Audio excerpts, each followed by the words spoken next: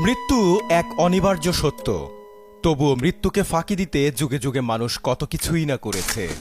পুনরুজ্জীবনের আশা জাগিয়ে এবার মরদেহ সংরক্ষণের ব্যবসা খুলে বসেছে এক জার্মান প্রতিষ্ঠান।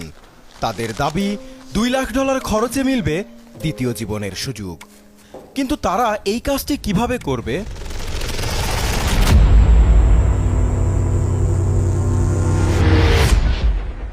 ইউরোপের প্রথম ক্রায়োনিক্স ল্যাব টুমোরো বায়ো তাদের বিশেষায়িত এক অ্যাম্বুলেন্স দাঁড়িয়ে বার্লিনের একটি সড়কের পাশে।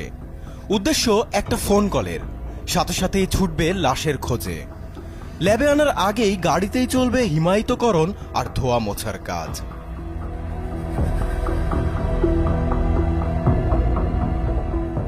মৃতদেহকে ল্যাবে এনে শরীর থেকে পানি জাতীয় সব উপকরণ বের করে ফেলা হয়। এতে পচনশীলতা দূর হয়। কোষগুলোকে অক্ষত রাখতে ধাপে ধাপে শরীরের তাপমাত্রা -196 ডিগ্রি সেলসিয়াসের নিচে নামিয়ে আনা হয়। এ সময় ক্রায়োপ্রোটেক্টিভ এজেন্ট, ডাইমিথাইল সালফোক্সাইড আর ইথাইলিন গ্লাইকোলের মতো কেমিক্যাল প্রয়োগ করা হয়। তাপমাত্রা হিমাঙ্কের নিচে নামলেও শরীরের ভেতর ও বাহিরে কোনো বরফ জমবে না। সবশেষে এয়ার অ্যাম্বুলেন্সে করে সুইজারল্যান্ডের একটি বিশেষ হিমাগারে অনির্দিষ্টকালের জন্য নিথর দেহটি সংরক্ষণ করা হয়। এজন্য সর্বোচ্চ $2.5 লাখ পর্যন্ত গুনতে হতে পারে। ক্রায়োনিক্স পদ্ধতিতে মানুষ ও প্রাণীদেহ বা মস্তিষ্ককে অনেক কম তাপমাত্রায় সংরক্ষণ করা হয়। আর এই ধারণাকে চিকিৎসা বিপ্লবের সঙ্গে তুলনা করেন টুমোরো বায়োর প্রতিষ্ঠাতা ডক্টর এমিল কেন্টজিওরা। তিনি মনে করেন একসময় অসম্ভব মনে হলেও এখন অহরহ অঙ্গপ্রত্যঙ্গ প্রতিস্থাপন হচ্ছে। চিকিৎসা বিজ্ঞানের অবদানে আগামীতে হয়তো মরদেহে প্রাণ ফেরানো সম্ভব হবে।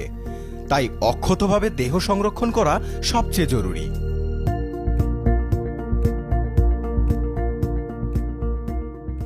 তবে গবেষক ও বিজ্ঞানীরা টুমোরো বায়োর এহেম কার্যকলাপের তীব্র সমালোচনা করেছেন। এটিকে তারা অসম্ভব ও বাস্তবতা বিবর্জিত বলছেন। কারণ কোনো মানুষকে ক্রায়োনিক্স থেকে সফলভাবে পুনরুজ্জীবিত করার নজির নেই। তাছাড়া মৃত্যুর সঙ্গে সঙ্গে দেহে পচন শুরু হয়, মস্তিষ্কের কোষগুলো দ্রুত নষ্ট হতে থাকে, স্মৃতি ও ব্যক্তিত্ব মুছে যায়। তাই অঙ্গ প্রত্যঙ্গ ট্রান্সপ্লান্ট করা গেলেও ভবিষ্যতে পুনরুজ্জীবনের সম্ভাবনা প্রায় অসম্ভব। অনেকেই মনে করেন এই প্রক্রিয়ার নৈতিক ও অর্থনৈতিক বেশ কিছু সমস্যাও রয়েছে। ভবিষ্যতে যদি সংরক্ষিত মৃতদেহগুলোর দায়িত্ব বংশধরের উপর পড়ে, তাহলে তারা কি করবে? পাশাপাশি এত ব্যয়বহুল হওয়ায় এটিকে ধনীদের জন্য এক বিলাসিতা বলেও সমালোচনা করছেন অনেকেই।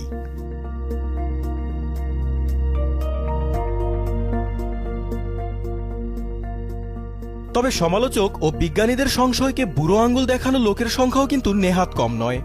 পুনরুজ্জীবন না ঘটলেও কোম্পানিটি ইতোমধ্যে 20 জন গ্রাহক ও 10টি পোষা প্রাণীকে ক্রায়োপ্রিজার্ভ করেছে। এছাড়াও 45টিরও বেশি দেশের 750 জনেরও বেশি মানুষ টুমোরো বায়োর ক্রায়োপ্রিজার্ভে অংশ নিতে সাইন আপ করেছে।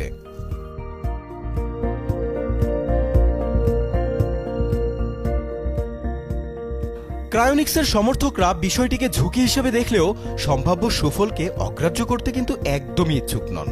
কিছু গ্রাহক জীবন বীমার মাধ্যমে এর খরচ বহন করছেন এবং একে টাইম ট্রাভেলের একটা সুযোগ হিসেবেও দেখছেন। টুমোরো বায়োর ওয়েবসাইটে দেয়া তথ্য বলছে 2025 সালের মধ্যেই তারা নিউরাল স্ট্রাকচার সংরক্ষণ এবং 2028 সালের মধ্যে রিভার্স ক্রিওপ্রিজার্ভেশনের ক্ষমতা অর্জনের উচ্চাভিলাষী লক্ষ্য রয়েছে।